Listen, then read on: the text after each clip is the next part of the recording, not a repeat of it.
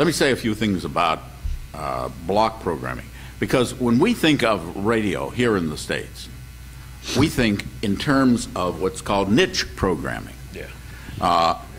Let's say whatever your kind of music is. Let's say you like country and western music. You know what station in your market plays that, and you know pretty much any time of the day or night when you tune in approximately what you're going to hear. Now that works fine if you have a bunch of different stations playing a bunch of different things. But in Armed Forces Radio, if you spoke English, we were the only game in town.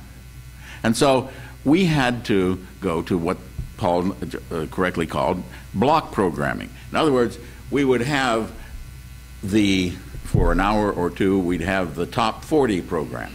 And then we'd have the soul music program. And another part of the day, we'd have the country music show. And then trying throughout the day to hit everybody's particular tastes in music.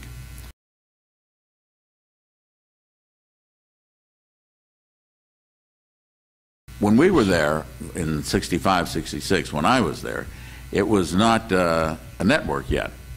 We had an AM station in Saigon, and all the programming was done there. But there were also repeater transmitters throughout the country, there must have been 4 or 5 of them, that would pick up what we were doing in Saigon and rebroadcast it. Also in Saigon, we had FM rebroadcasting us, and as program director for the FM, I would break that off in the evenings from 7 to 9 and put light classical music and some easy listening stuff. And that would allow us to be able to go ahead and put on more top 40 music on the air on the AM. When we came, shortly after I came to Armed Forces Radio, somebody had done a survey of our listeners. They determined, I don't think to anybody's real surprise, that most of our listeners were teens and late 20s, or early 20s rather, and very few had ever been outside the United States before. Many had never been outside their own hometown. And the military had come along and quite literally picked them up, took them halfway around the world, and dumped them into a totally alien environment. And not surprisingly, culture shock would set in with a vengeance.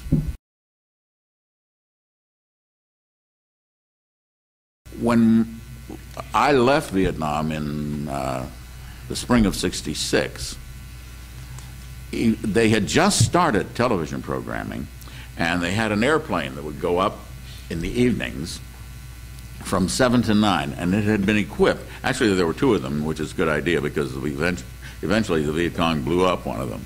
But they were equipped with videotape machines, playback machines, and so they would get the videotapes from the States of programs that had been on the air, sitcoms or whatever, and they would go up and play the tapes with a wire hanging out of the belly of the airplane, and that was our transmitting antenna. And they would broadcast these tapes from back home. And if you were lucky enough to get a TV set on the ground, you could watch the shadows in the picture moving slowly as the plane circled around Saigon. But later on, they started doing TV as well.